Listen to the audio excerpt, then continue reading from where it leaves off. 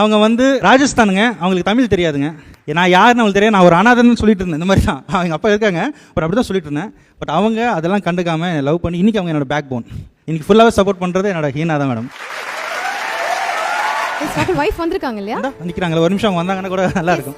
Heena please come on stage. ஸ்டேஜுக்கு வாங்க madam. Actually, I'm very happy. I'm already just watching him in the home. He's just working hard and making me laugh all the time. So I'm very proud. ஒவ்வொரு டைமும் நான் வந்து எப்படி சொல்றதுன்னா இவரோட video பார்த்து தான் நான் சிரிப்பேன் என்று சொல்கிறார்கள். அப்படிதானே? சோ நீங்க வெளியில மாதிரியே வீட்லயும் போயிட்டு வைஃப் அந்த மாதிரி பயங்கரமா கலாச்சிட்டு தான் இருக்கீங்க. இல்ல எப்படிதாங்க, வீட்ல எப்படிதான். அவங்கள ஏதாவது பிராங்க் பண்ணிருக்கீங்களா நீங்க? நடந்துருக்கு. Actually, even I have done to him so many pranks actually. பயங்கரமா பண்ணிட்டாங்க. பிராங்க்ஸ் அதுல உங்களை பயங்கர கடுப்பாக்குன கோவம் வர மாதிரியான பிராங்க் எதனா பண்ணிருக்காரா? அவர் எப்படி பார்த்தாலும் எல்லாத்தையுமே கடைசில கன்வின்ஸ் பண்றாரு. சோ அந்த மாதிரி ஸ்வீட் சர்ப்ரைஸ் அந்த மாதிரி. அடுத்த நாள் அவ்வளவுதான் எனக்கு. ஓஹோ, அவங்கள கரெக்ட் பண்றதுக்காக ஒரு சில பிராங்க்ஸ்லாம் வந்து பண்ணிருப்பாங்க போல இருக்குல்ல. என்னோட எல்லா இடத்துக்கும் போனால் பிராங்க் பற்றி தான் கேட்குறீங்க. இந்த இடத்துல மட்டும் என்னோட ஸ்டோரி மட்டும் நான் சொல்லிக்கிறேன்னு ஆசைப்பட்டேன். அதுக்கு ஒரு சான்ஸ் கொடுத்தாங்க. எங்கள் அம்மா 2 கிட்னி ஃபெயிலியருங்க. அவங்க கிட்னி ஃபெயிலியர் பேஷண்ட். கடந்த ஒரு 12 வருஷமாக அவங்க ரொம்ப சஃபர் ஆகிட்டு இருந்தாங்க. 2010 ஜூலை 21 அவங்க வந்து என் கண் ஷாபுருக்கு தெரியும், என் முன்னாடியே கண் முன்னாடியே துடிச்சு இறந்து போயிட்டாங்க.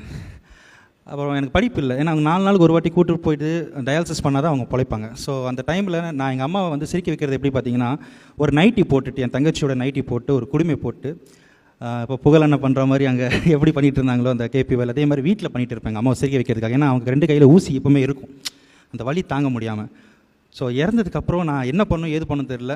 அப்பா கிட்ட ஒரே விஷயம் சொன்னப்பா, நான் இங்கே எனக்கு ஒரு மாதிரி இருக்குது, நீ படிச்சுட்டு ஏதாவது பண்ணுனாரு. எனக்கு படிப்பு ஏறல. ஒன்று தான் ஏறிச்சு. நான் எங்கள் அம்மா கிட்ட சொன்னேன் ஒரு நாள், நான் ஆக்டர் ஆகி இதே மாதிரி தான் மைக் பிடிச்சிட்டு பேசுவேன். இப்போ அவங்க இல்லை, அந்த ஒரு தான் எனக்கு கஷ்டமாக இருக்குது. அது எங்கள் அம்மா நான் சொன்னேன், இந்த மாதிரி மைக் பிடிச்சி பேசுவோமா, அந்த மாதிரி ஒரு 4-5 பேர் கை தட்டுவாங்கம்மா அப்படி சொன்னால் அவங்க சிரிப்பாங்க. சரிப்பா நீ பண்ணு. ஸோ வீட்டு விட்டு ஓடி வந்துட்டேன். வந்ததுக்கப்புறம் என் கையில் 500 ரூபா தான் வச்சுருந்தேன். ஒரு 7 டேஸ் சென்ட்ரல் ரயில்வே ஸ்டேஷனில் தான் இருந்தது. அங்கே எனக்கு வந்து சாப்பாடு இல்லாத டைமில் வந்து பார்த்தீங்கன்னா, அப்போ 2 வேளை சாப்பிட்டேன்னா 500 ரூபா கையில் காசு இருக்கும்போது பரோட்டா சால்னா தான் எனக்கு என் பாடியில் ஃபுல்லாக இருக்கிறது பரோட்டா சால்னா மட்டும்தான் இருந்தது. அப்புறம் காசு முடிஞ்சதுக்கப்புறம் 4வது நாளில் இருந்து என்ன பண்ணணும்னு தெரியாமல் இப்போ சினிமா சான்ஸ்க்காக ஏவிஎம் ப்ரொடக்ஷன் போனேன். அப்போ விஸ்வரூபன் 2 ஒரு ஷூட் போயிட்டு இருந்தது. அங்கே ஒருத்தர் சொன்னார், உங்களுக்கு சான்ஸ் தரேன்ப்பா வாப்பா அப்படி சொன்னாங்க. அங்கேயும் ஒருத்தர் ஏமாற்றிட்டாரு. அங்கே வந்து அவர் யாருன்னு எனக்கே தெரியாது. அங்கே என் கையில் இருக்கிற 200 ரூபா பிடிங்கி போயிட்டாருப்பா. சரி முடிஞ்சிச்சு. மறுபடியும் லிஃப்ட் கேட்டு தான் நான் வந்து அப் அண்ட் டவுன் பண்ணிட்டு இருப்பேன். ஒரு காலத்தில் வந்து பார்த்தீங்கன்னா நம்ப மாட்டீங்க, வடபழனியில் இருந்து நான் நடந்து ஈக்காடு தங்கல் வரை நடந்து போவாங்க. ஒரு சேனல்ஸ்க்காக ஒரு 16 சேனல் ரெஜிஸ்டர் பண்ணிட்டாங்க. உன் மூஞ்சியெல்லாம் கண்ணாடி பார்த்துக்கிட்டே நீ எல்லாம் எதுக்கட வர, இந்த மாதிரி கேள்விகள் எல்லாருக்கும் நடக்கிற விஷயம் எனக்கு நடந்திருக்குன்னு வைங்களேன். பட் இதில் கொடுமை என்ன பார்த்தீங்கன்னா, ரயில்வே ஸ்டேஷனில் போலீஸ்காரன் பிடிச்சி என்னை தள்ளி விட்டு இங்கே இருக்காதப்பா. அப்புறம் கையில் ஒரு 100 ரூபா கொடுத்து என்னை வந்து கோயம்பேடு பஸ் ஸ்டாண்டில் நான் அங்கே ஒரு 9 நாள் படுத்தேன். எனக்கு சாப்பாடு அப்போ தான் கோவிலில் பிரசாதம். அங்கே பிரசாதம் வச்சு தான் நான் வாழ்ந்து வந்ததுக்கப்புறம் என்ன பண்ணணும்னு தெரியல, ரொம்ப வெறுத்துட்டேன். அதுக்கப்புறம் என்னோடய டீம் ஃபைனலி பாரத்னு ஒரு டீமு, அப்புறம் அவங்க வந்து ஒரு டீமாக உருவாகி இன்றைக்கி நான் வந்து ஒரு என்ன ஸ்டார்ட் பண்ணணும்னு தெரியல.